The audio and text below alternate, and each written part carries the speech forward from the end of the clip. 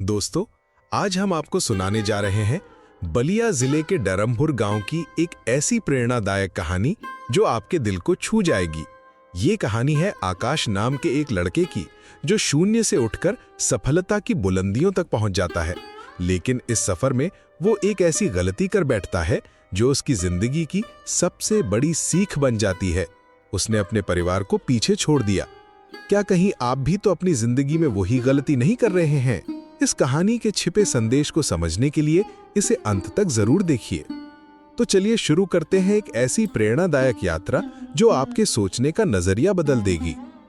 आकाश अपनी मेहनत और जुनून से एक ऐसा व्यापारिक साम्राज्य खड़ा किया था जिसकी चमक दूर दूर तक फैली थी।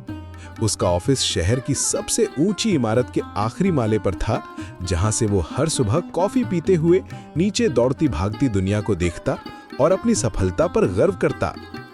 उसका घर किसी महल से कम नहीं था।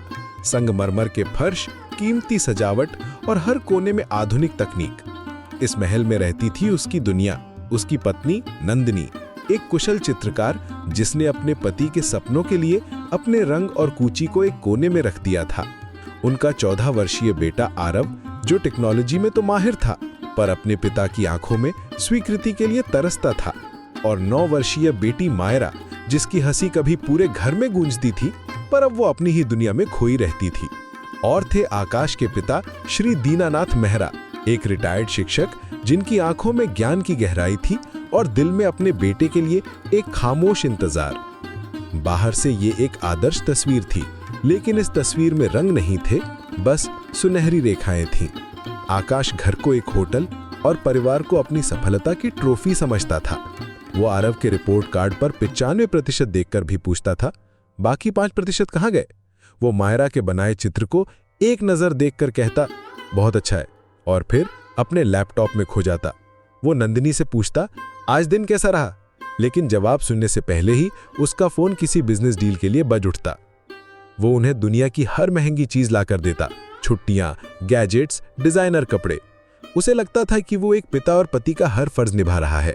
वो परिवार के लिए ही तो ये सब कर रहा था, पर वो ये नहीं देख पा रहा था कि वो एक ऐसा पेड़ बन गया था जो आसमान छूने की चाह में इतना ऊंचा उठ गया था कि उसकी छांव अब उसकी अपनी जड़ों तक नहीं पहुंच रही थी। आरव का वार्षिक स्कूल समारोह था।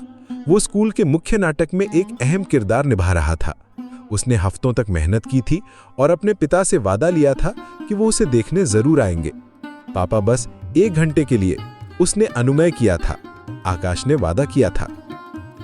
समारोह वाले दिन आकाश एक बेहद जरूरी विदेशी क्लाइंट के साथ मीटिंग में फंसा था। उसका फोन वाइब्रेट हो रहा था। नंदिनी के अनगिनत मैसेज आ रहे थे, मीटिंग जरूरी है, मैं कोशिश कर रहा हूं। वो बस इतना ही रिप्लाई कर पाया। खत्म हो चुका था, पर्दा गिर चुका था। बैकस्टेज पर उसने देखा कि आरव एक कोने में बैठा है, अपने कॉस्ट्यूम में, और उसकी आंखें लाल थीं। उसके दोस्तों के माता पिता उसे बधाई दे रहे थे, लेकिन आरव की नजरें खाली थीं। आकाश ने उसके कंधे पर हाथ रखा। सॉरी बेटा, वो क्लाइंट। आरव ने बिना उसकी तरफ देखे सपाट आवाज में कहा, कोई बात नहीं पापा, आपके क्लाइंट्स ज्यादा जरूरी हैं। उस 14 साल के लड़के की आवाज में गुस्सा नहीं, बल्कि एक ठंडी निराशा थी जो किसी भी गुस्से से ज्यादा चुभने वाली थी। उस रात घर में एक अजीब सा तूफान था, एक खामोश तूफान। किसी ने कुछ नहीं कहा। खाना मेज पर ही ठंडा हो गया। नंदिनी अपने कमरे में थी, मायरा जल्दी सो गई थी और आरव ने खुद को बंद कर लिया था।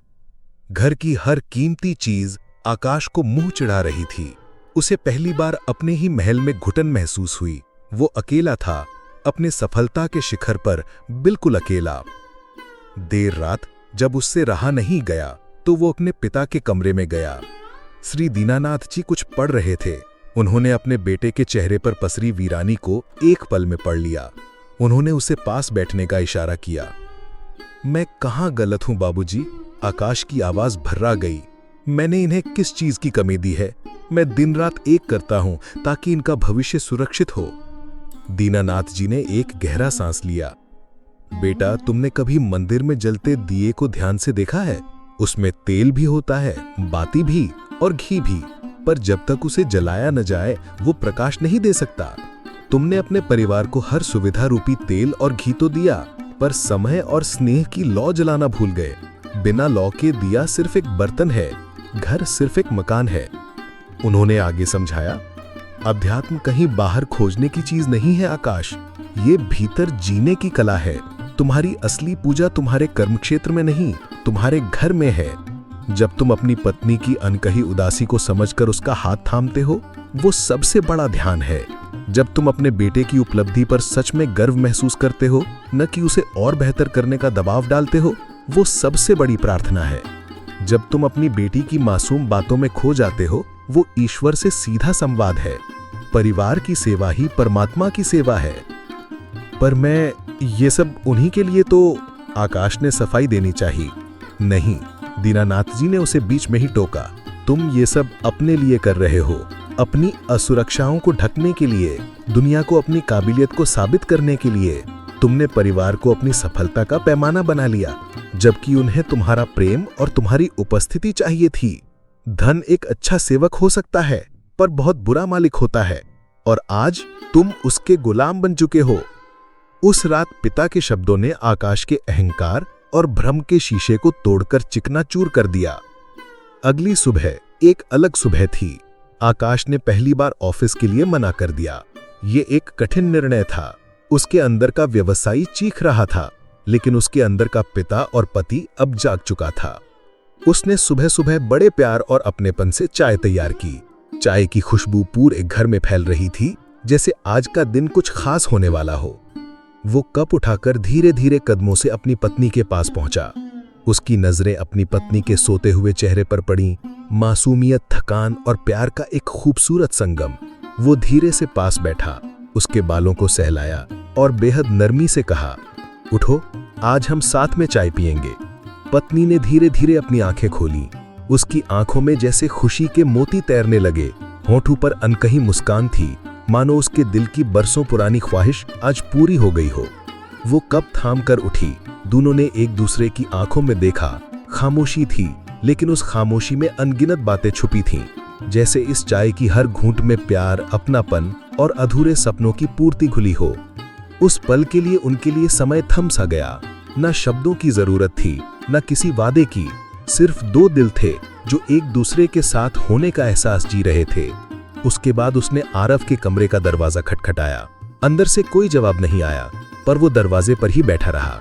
घंटों बाद जब आरव बाहर निकला तो आकाश ने बस इतना कहा, मुझे माफ कर दे बेटा, मैंने तुम्हारा नाटक नहीं देखा, पर मैं तुम्हारी जिंदगी का सबसे बड़ा प्रशंसक बनना चाहता हूँ। बदलाव एक दिन में नहीं आया, ये एक साधना थी। उसने छोटे छोटे कदम उठाए। उसने डिजिटल सनसेट का नियम बनाया। शाम 7 बजे के बाद कोई काम का फोन या ईमेल नहीं। उसने नंदिनी के साथ सुबह की चाय पीना शुरू किया, जहां वे फ्यूचर की योजनाओं की नहीं, बल्कि एक दूसरे की भावनाओं की बातें करते। उसने आरव को कोडिंग में मदद करना शुरू किया और उसके साथ वीडियो गेम भी खेले। वो मायरा के साथ फर्श पर बैठकर उसके गुड्डे गुड्डियों की शादी का मेहमान बना। उसे अपने व्यवसाय में नुकसान का डर था, लेकिन हुआ इसका उल्टा। एक शांत और संतुष्ट मन से लिए गए उसके निर्णय पहले से कहीं ज्यादा बेहतर साबित हो रहे थे।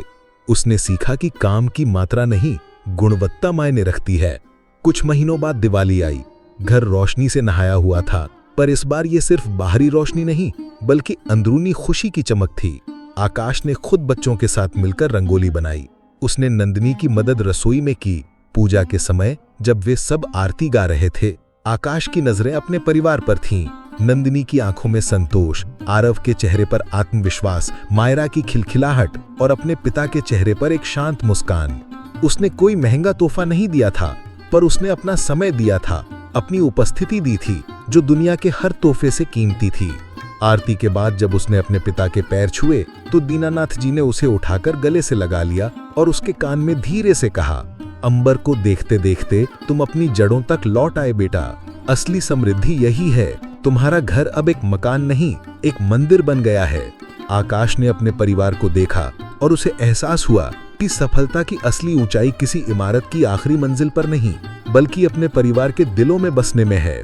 उसने दौलत कमाई थी, पर आज उसने सही मायने में धन पाया था। ये कहानी सिखाती है कि परिवार के लिए असली धन भौतिक वस्तुएं या पैसा नहीं, बल्कि हमारा समय, ध्यान और भावनात्मक उपस्थिति है। आकाश अपने परिवार को दुनिया की हर महंगी चीज दे सकता था, पर वे सब मिलकर भी उसके 1 घंटे के सच्चे साथ की बराबरी नहीं कर सके। बच्चों को महंगे खिलौनों से ज्यादा माता पिता के कीमती समय की जरूरत होती है। तो दोस्तों, यही थी आज की प्रेरणादायक कहानी। आपको ये कहानी कैसी लगी हमें कमेंट करके जरूर बताएं। साथ ही अपना नाम, गांव का नाम और शहर का नाम भी अवश्य लिखें, क्योंकि जिनके नाम हमें मिलेंगे हम उन नामों को अपनी अगली कहानियों के पात्रों में शामिल करेंगे। तो हम जल्द ही मिलेंगे एक नई, रोचक और प्रेरणादायक कहानी के साथ, जो आपको जिंदगी जीने का नया नजरिया सिखाएगी। और हाँ दोस्तों, कहानी के अंत में दिए गए 4 वीडियो जरूर देखना। और हाँ, चैनल को सब्सक्राइब करना भी न भूलना। करते हो कि नहीं करते? जल्दी सभी लोग सब्सक्राइब करो और हाँ, इस वीडियो को लाइक भी करना। तब तक के लिए धन्यवाद।